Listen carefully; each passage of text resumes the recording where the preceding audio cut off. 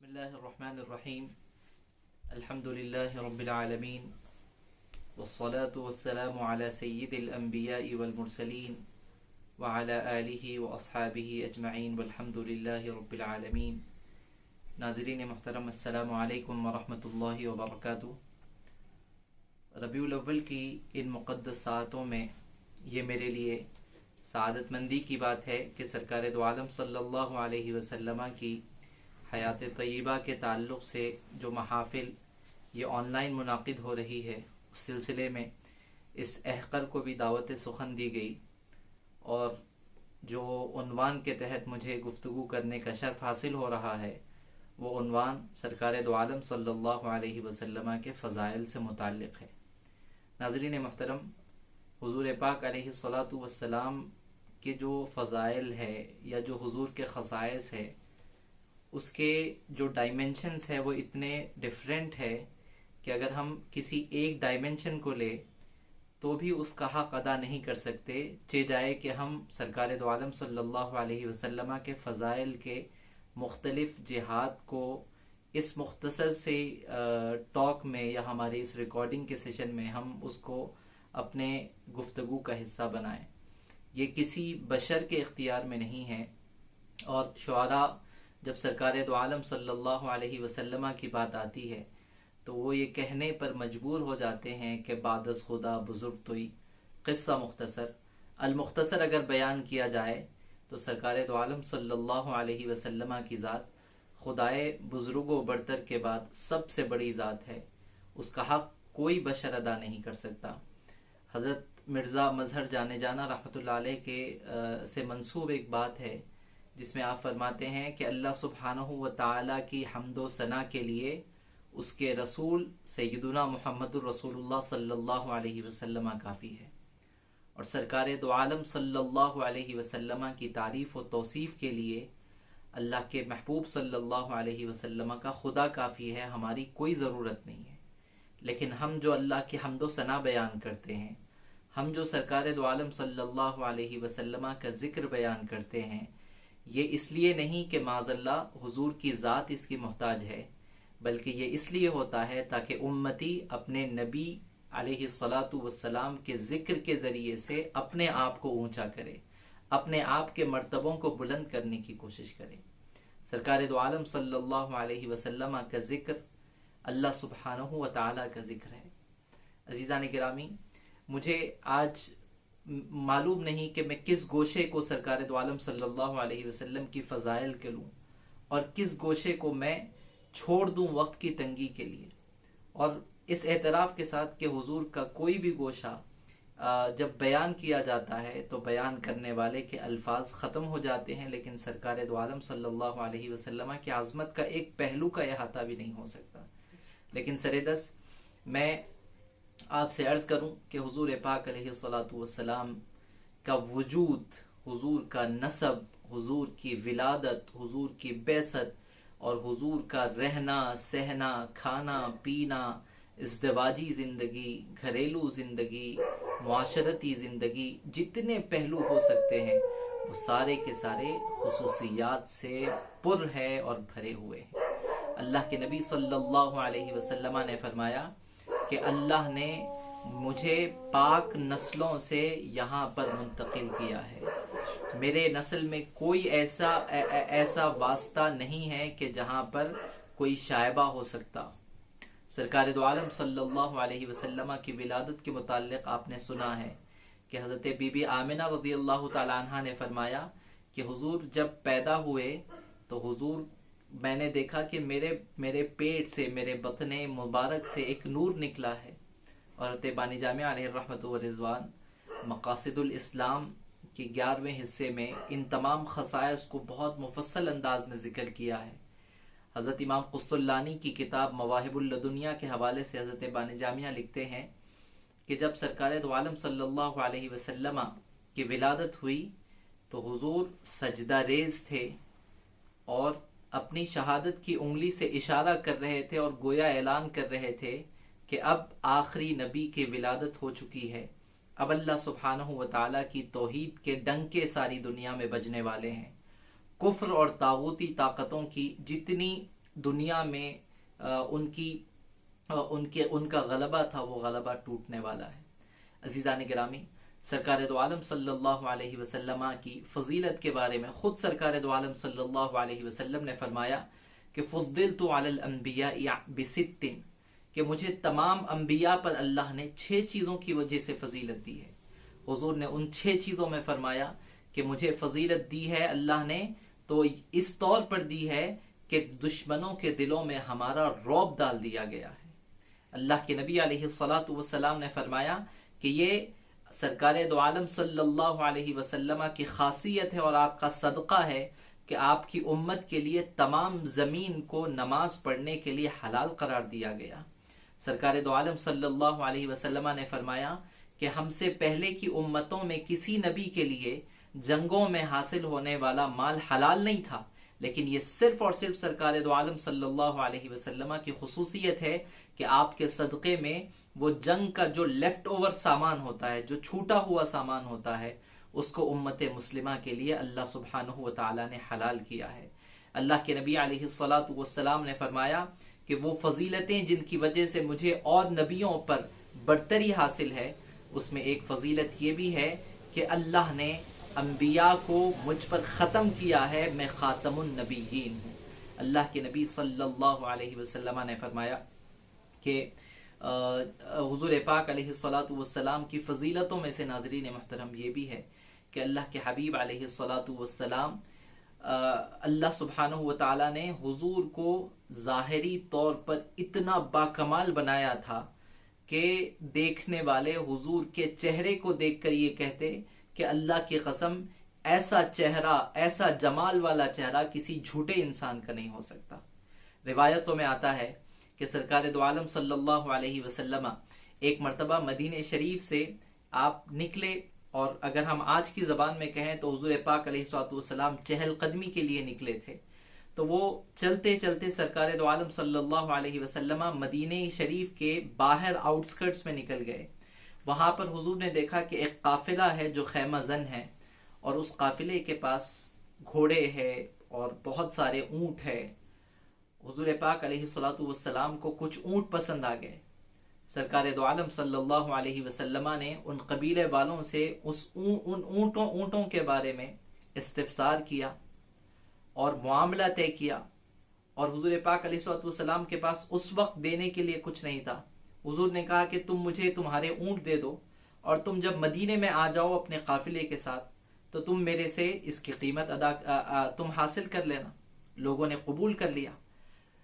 اور جب حضور پاک علیہ الصلوۃ والسلام ان کے اونٹ لے کر چلے گئے، نہ وہ حضور کو جانتے تھے نہ حضور اس سے پہلے ان کو ملاقات کیے تھے، تو جب حضور چلے گئے تو وہ قافلے والوں کو تعجب ہوا۔ انہوں نے کہا کہ بھئی یہ آدمی ایک آئے تھے، ہم ان کو پہلے سے نہیں جانتے تھے، لیکن نہیں معلوم کہ ان کے چہرے میں کیا کشش تھی، جو وہ کہتے گئے ہم مانتے گئے، اور ہم نے کوئی کاؤنٹر ان کا نہیں کیا، اور وہ سوچنے لگے کہ شاید ہمیں دھوکا ہوا ہے، اور ہو سکتا ہے کہ مدینہ شریف میں داخل ہونے کے بعد یہ شخص ملے یا نہ ملے، اور اگر ملے تو جو سودا ہمارے درمیان ہوا ہے اس پر قائم رہے یا نہ رہے، ہم نے تو کوئی گواہ بھی نہیں بنایا ہے۔ تو سرکار دو عالم صلی اللہ علیہ وسلم کے متعلق انہی طرح کے خیالات میں وہ گم تھے کہ اچانک ان کے قبیلے کے سردار کی بیٹی نے خیمے کے اندر سے آواز لگائی کہ میرے قبیلے والوں، تم پریشان مت ہو، وہ شخص کی گارنٹی اور ذمہ داری میں لیتی ہوں۔ اگر وہ شخص اگر تمہارے اندیشے کے مطابق اگر وہ قیمت ادا نہیں کرتے ہیں تو یہ میری ذمہ داری ہے کہ میں اپنے مال میں سے تمہارے جانوروں کی قیمت ادا کروں گی۔ قبیلے والوں کو تعجب ہوا، انہوں نے پوچھا کہ کیا آپ اس شخصیت کو پہلے سے جانتی ہیں، کیا آپ کا ان کا کوئی نسبی تعلق ہے، رشتہ داری ہے، یا کوئی پہلے سے پہچان ہے؟ اس خاتون نے کہا کہ نہیں، جیسا تمہارا تعلق ہے ویسے ہی میرا تعلق ہے، میں نے بھی پہلی بار دیکھا ہے، لیکن فرق صرف اتنا ہے کہ ان کے جانے کے بعد تم کو اندیشے ہو رہے ہیں، لیکن میں نے ان کی صورت میں وہ کوالٹی دیکھی ہے کہ ان کے جانے کے بعد بھی مجھے یقین ہے کہ ایسا خوبصورت چہرہ، ایسا نورانی چہرہ کسی دھوکے والے انسان کا نہیں ہو سکتا، کسی جھوٹے انسان کا نہیں ہو سکتا، کسی ایسے انسان کے چہرے پر ایسی رونق نہیں آ سکتی جس کا کیریکٹر خراب ہو۔ تو میں گارنٹی دیتی ہوں کہ یہ شخص تمہیں دھوکہ نہیں دے گا، اور اگر دھوکہ دے گا تو میں اس کی ذمہ دار ہوں۔ عزیزان گرامی سبحان اللہ، سرکار دو عالم صلی اللہ علیہ وسلم کے چہرے کی یہ رونق کو وہ لوگ بھی محسوس کرتے تھے جو ظاہری طور پر ایمان نہیں لائے تھے، ابھی ایمان نہیں لائے تھے اور وہ پہلی بار دیکھے تھے، لیکن اللہ نے اپنے حبیب کے چہرے میں ایسی چاشنی رکھی تھی، ایسی جاذبیت رکھی تھی کہ دیکھنے والا دیکھتا تو بس حضور کو دیکھتا رہ جاتا۔ عزیزان گرامی، اللہ کے حبیب علیہ الصلاۃ والسلام کو اللہ نے جہاں پر خوبصورتی دی تھی، آپ کے خصائص میں اور آپ کی فضیلتوں میں یہ ہے کہ اللہ کے نبی علیہ الصلاۃ والسلام کے متعلق صحابہ کہتے ہیں کہ ہم میں اگر سب سے با کمال شخصیت تھی تو وہ حضور پاک علیہ الصلاۃ والسلام کی تھی۔ صحابہ کہتے ہیں کہ ہم میں سب سے زیادہ بہادر اگر کوئی تھے، اور ہم کو جب کبھی ڈر ہوتا، کوئی ایسی کیفیت آتی کہ کسی کے سہارے کی ہم کو ضرورت پڑتی، تو ہم تمام سرکار دو عالم صلی اللہ علیہ وسلم کے سائے میں چلے جاتے۔ ایک مرتبہ روایت میں آتا ہے کہ مدینہ شریف میں ایک عجیب آواز آئی، لوگ پریشان ہو کر اپنے گھروں سے نکلے کہ کہیں دشمن نے حملہ تو نہیں کر دیا، کوئی آندھی یا طوفان تو نہیں آیا گیا، زلزلے کی کوئی کیفیت تو نہیں آ گئی۔ تو صحابہ کہتے ہیں کہ جب ہم گھر سے نکلے تو ہم نے دیکھا کہ سرکار دو عالم صلی اللہ علیہ وسلم ہم سے پہلے اس آواز کی طرف جا چکے ہیں اور معائنہ کر کر واپس آ چکے ہیں، اور مدینے والوں کو یہ تسلی دے رہے ہیں کہ جاؤ اپنے گھروں میں آرام سے سو جاؤ، میں دیکھ کر آیا ہوں، وہ آواز کوئی خطرے والی نہیں، وہ سمندر کی آواز تھی، اطمینان سے جا کر سو جاؤ۔ عزیزان گرامی، حضور پاک علیہ الصلاۃ والسلام کی شجاعت کے متعلق میں کیا عرض کروں۔ حضور پاک علیہ الصلاۃ والسلام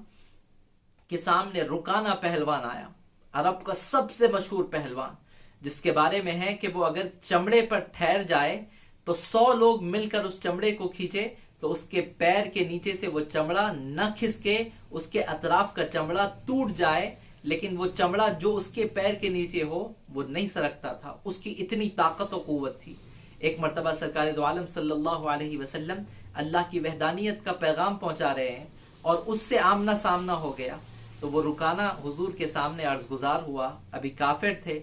انہوں نے کہا کہ میں آپ کی نبوت کو اسی وقت مان سکتا ہوں جب کہ آپ مجھے دنگل میں، اکھاڑے میں پچھاڑ دے۔ عزیزان گرامی، آپ تصور کیجئے کہ اپنے دور کا ایک نامور پہلوان ہے اور سامنے سرکار دو عالم صلی اللہ علیہ وسلم کی ذات ہے۔ رکانہ کو یقین ہے تو اپنے باڈی کی طاقت پر، اپنے جسم کی ظاہری قوت پر، اور سامنے سرکار دو عالم صلی اللہ علیہ وسلم ہے جن کے ساتھ کائنات کا خالق ہے، جن کے ساتھ روح الامین ہے، جن کے ساتھ اللہ سبحانہ و تعالیٰ کی قدرت، مشیت ہے۔ اللہ نے حضور کو اختیار دیا ہے، سرکار دو عالم صلی اللہ علیہ وسلم نے اس کے چیلنج کو قبول کیا، اکھاڑے میں اترے۔ رکانہ کو یقین تھا کہ پلک جھپکتے ہی میں سرکار دو عالم صلی اللہ علیہ وسلم کو اپنے داؤ کے آگے حضور پاک علیہ الصلاۃ والسلام کو ہرا دوں گا معاذ اللہ، لیکن دیکھنے والوں نے دیکھا کہ چشم زدن میں ایک سیکنڈ میں رکانہ کی پیٹھ تھی اور وہ جسم کو لگ رہی تھی۔ وہ پریشان تھا کہ اچانک سے یہ کیا ہو گیا۔ وہ اٹھا، اس نے کہا کہ نہیں، میں نہیں مانتا، ایک بار پھر ایک مرتبہ مقابلہ کیا جائے۔ حضور پھر راضی ہو گئے، دوسری مرتبہ بھی ایک سیکنڈ نہیں لگا، حضور نے اٹھا کر اس رکانہ پہلوان کو زمین پر پٹک دیا۔ پھر تیسری مرتبہ اس نے چیلنج کیا، وہ اپنی ہار کو ماننے کے لیے تیار نہیں تھا، لیکن اس کو اندازہ نہیں تھا دوسری مرتبہ بھی کہ یہ طاقت جسمانی طاقت نہیں ہے، یہ محمد عربی صلی اللہ علیہ وسلم کی نورانی طاقت ہے جس کے آگے دنیا کی کوئی طاقت کی کوئی حیثیت نہیں۔ وہ تیسری مرتبہ بھی اٹھا، سرکار دو عالم صلی اللہ علیہ وسلم نے پھر اس کو ایک سیکنڈ کے اندر زمین پر پٹک دیا، اور وہ بالآخر یہ ماننے پر، اعتراف کرنے پر مجبور ہو گئے کہ یہ سرکار دو عالم صلی اللہ علیہ وسلم کوئی معمولی انسان نہیں، یہ اللہ کے بھیجے ہوئے پیغمبر ہے، اور اللہ کی طاقت سے یہ کسی بھی انسانی طاقت کو زیر کرنے کی حیثیت رکھتے ہیں، ان کے پاس یہ طاقت اللہ سبحانہ و تعالیٰ نے دی ہے۔ عزیزان گرامی، یہ خصائص اور حضور کے یہ فضیلت دیکھ کر وہ رکانہ مشرف و اسلام ہو گئے۔ سبحان اللہ، سرکار دو عالم صلی اللہ علیہ وسلم کی یہ جسمانی خصائص اور فضیلت یہ تو تھی، لیکن اس کے ساتھ اللہ سبحانہ و تعالیٰ نے حضور کی روح کو، حضور کے باطن کو ایسا صاف پیدا فرمایا تھا کہ جس میں کوئی گرد و غبار کی جگہ نہیں تھی۔ اللہ نے جس طرح حضور کی خلقت کو باکمال بنایا تھا، عزیزان گرامی، اللہ کے حبیب علیہ الصلاۃ والسلام کے اخلاق کو بھی، باطن کو بھی، روح کو بھی باکمال بنایا تھا۔ آپ قرآن میں دیکھیں کہ جتنے انبیاء علیہ السلام کا ذکر ہے، اللہ نے ہر نبی کے کسی ایک وصف کو، کسی ایک کیریکٹرسٹک کو ذکر کیا ہے۔ مثال کے طور پر حضرت موسیٰ علیہ السلام کا ذکر ہوا تو اللہ نے فرمایا کہ وَاذْكُرْ فِي الْكِتَابِ موسیٰ، موسیٰ علیہ السلام کو اے حبیب یاد کیجئے اور ان کی اس کوالٹی کو یاد کیجئے، اِنَّهُ كَانَ مُخْلَصًا، کہ وہ اپنے کام میں بہت اخلاص والے تھے۔ گویا ان کے تمام اوصاف میں اخلاص کی صفت تھی جو ان کے تمام صفتوں پر بھاری تھی، اللہ نے اس کو ذکر کیا۔ حضرت اسماعیل کا ذکر آیا تو اللہ نے فرمایا وَاذْكُرْ فِي الْكِتَابِ اسماعیل، اسماعیل علیہ السلام کو یاد کیجئے، اِنَّهُ كَانَ صَادِقَ الْوَعْدِ، وہ وعدے کے سچے تھے، اپنے بات کے پکے تھے، جو وعدہ کرتے اس کو ادا کرنے والے تھے۔ حضرت اسماعیل علیہ السلام کے والد ابو الانبیاء سیدنا ابراہیم علیہ السلام کا ذکر کیا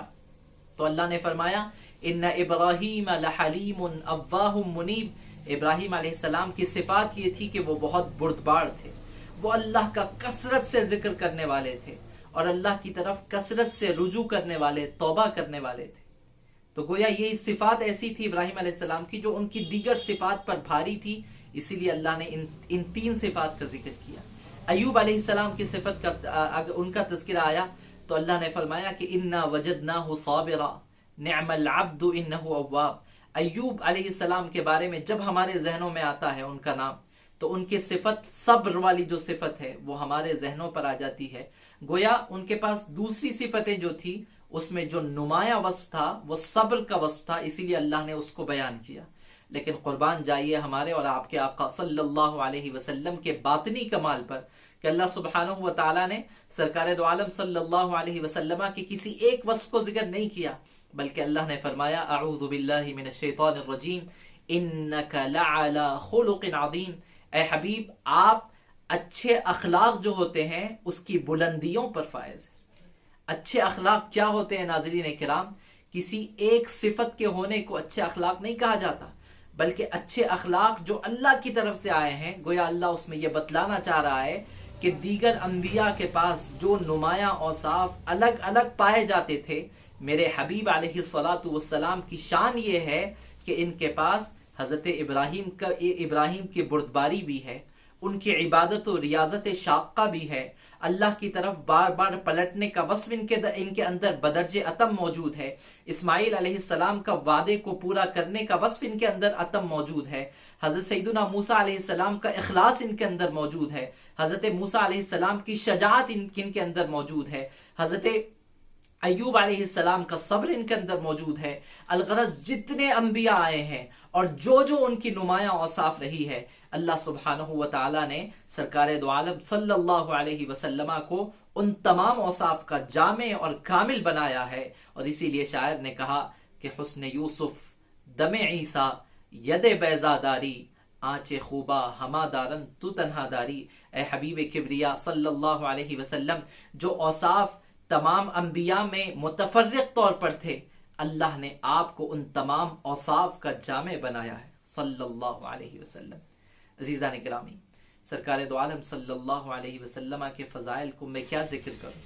اللہ سبحانہ و تعالیٰ نے سرکار دو عالم صلی اللہ علیہ وسلم کی جو سب سے بڑا وصف بیان کیا ہے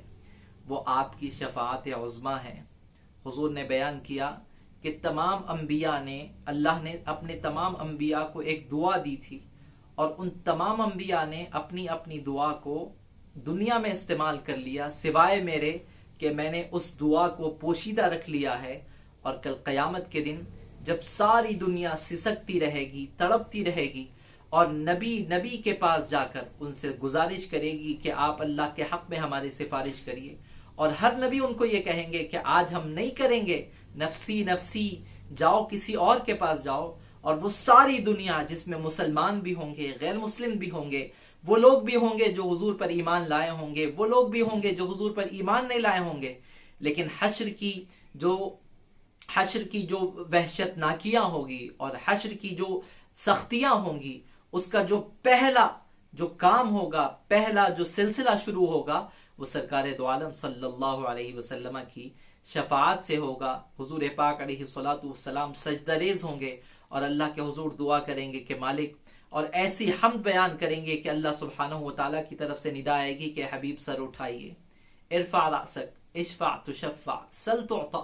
کہ آپ مانگیے جو مانگنا ہے، جس کی سفارش کرنا چاہتے ہیں آپ کیجئے، آپ کی سفارش کو رد نہیں کیا جائے گا۔ عزیزان گرامی، آخر میں ہم اب تمام اوصاف کا احاطہ تو نہیں کر سکتے، لیکن میں آپ کو آخر بات عرض کرنا چاہوں گا کہ حضرت عمر کے بارے میں آپ نے سنا ہوگا کہ جب حضور کا وصال ہوا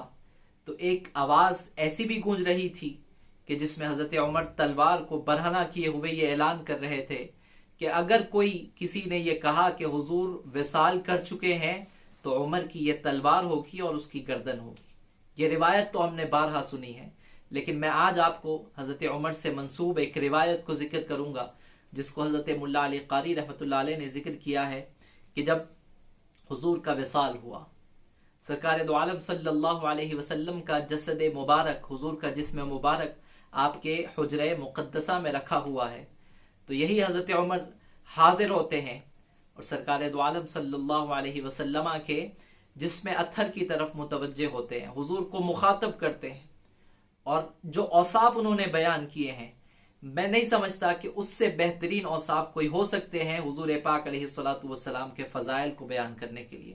حضرت عمر نے کہا کہ بی ابی انت و امی یا رسول اللہ، یا رسول اللہ میرے ماں باپ آپ پر قربان۔ انہوں نے پہلا وصف بیان کیا، انہوں نے کہا کہ آپ نے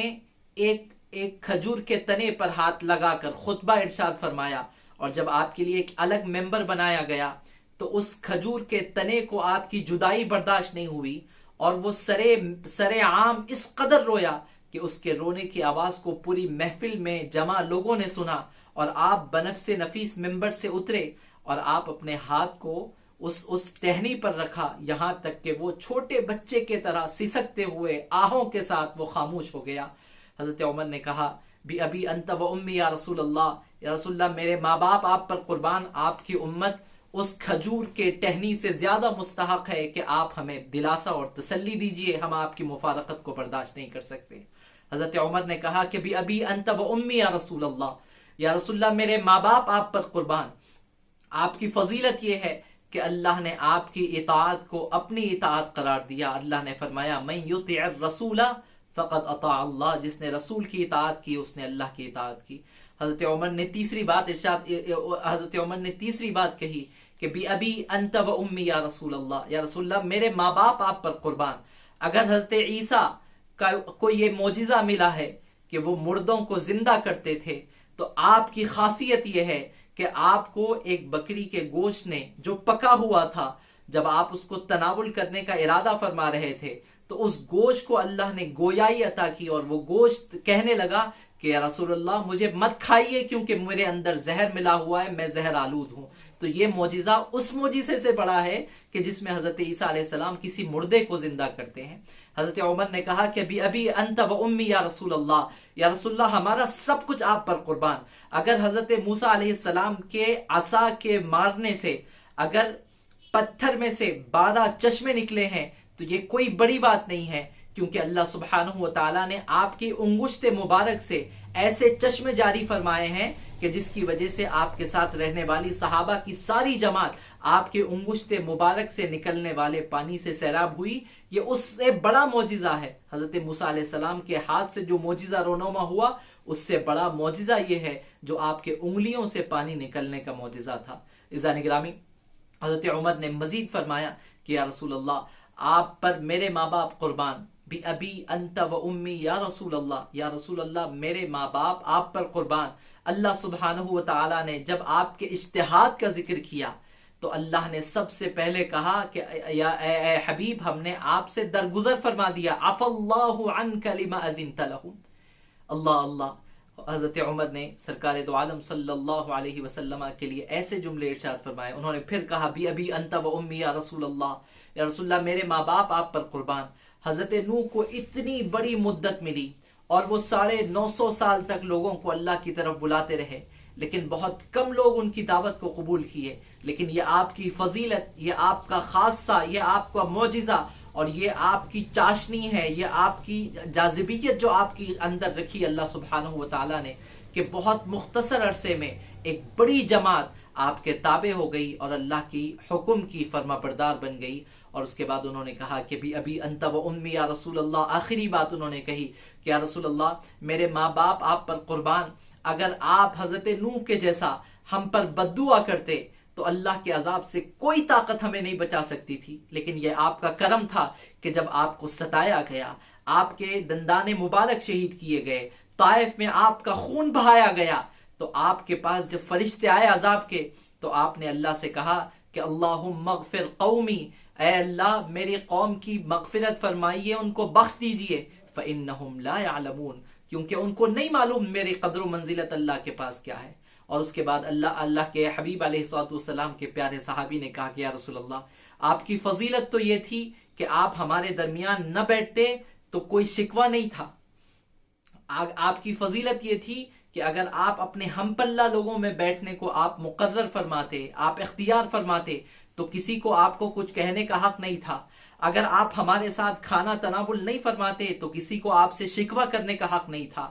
آپ کی قدر و منزلت اتنی بڑی ہے کہ اگر آپ ہمارے درمیان شادی نہ بھی کرتے کیونکہ ہم آپ کے لائق نہیں ہیں تو کوئی آپ سے شکوہ کرنے کا مستحق نہیں تھا، لیکن یہ آپ کا تواضع تھا کہ آپ ہمارے ساتھ بیٹھے، ہمیں اپنے دسترخوان میں شامل کیا، ہماری بچیوں سے آپ نے شادی کی، ہمارے خاندانوں میں نکاح کیا، آپ دراز گوش پر سوار ہوئے، سرکار دو عالم صلی اللہ علیہ وسلم یا رسول اللہ آپ تواضع کے ساتھ ہمارے درمیان رہے، ورنہ آپ کا قدر و منزلت اور آپ کا مقام اتنا اونچا ہے کہ ہم آپ کے بالکل بھی قابل نہیں. عزیزان گرامی، یہ اقوال ہیں اور یہ تاثرات ہے اس شخصیت کے جس کو حضور نے کہا کہ میرے زمین پر 2 وزیر ہے تو ایک ابو بکر ہے دوسرا عمر ہے. یہ عمر کی زبانی ہے، یہ جو کہہ رہے ہیں کہ حضور پاک علیہ الصلوۃ والسلام کے وصال کے بعد فضائل کو، حضور کے خصائل کو ذکر کیا. تو بہرحال ناظرین محترم، اس مختصر سے وقفے میں، اس مختصر سے پروگرام میں جتنی استطاعت ہو سکی سرکار دو عالم صلی اللہ علیہ وسلم کے فضیلت کو ہم نے بیان کرنے کی کوشش کی، اس اعتراف کے ساتھ کہ بہت سارے گوشے ایسے ہیں جو ابھی بھی کہنے باقی ہیں، سننے باقی ہیں، بیان کرنے باقی ہے. لیکن چونکہ کہا گیا کہ حضور کی ذات ایسی ہے کہ اس کا احاطہ سوائے خدا کے اور کوئی نہیں کر سکتا، تو لہٰذا یہ ہمارے احاطے سے باہر ہے، ہمارے امکان سے باہر ہے. اللہ سبحانہ و تعالیٰ سے دعا ہے کہ رب کریم ہمیں سرکار دو عالم صلی اللہ علیہ وسلم کی نسبت کو مضبوط کرنے کی توفیق عطا فرمائے اور محشر میں حضور کی شفاعت عظمیٰ سے ہم سب کو بہرہ مند فرمائے. آمین یا رب العالمین. وصلی اللہ تعالی وسلم علی خیر خلقہ سیدنا محمد وعلی آلہ واصحابہ اجمعین والحمد للہ رب العالمین.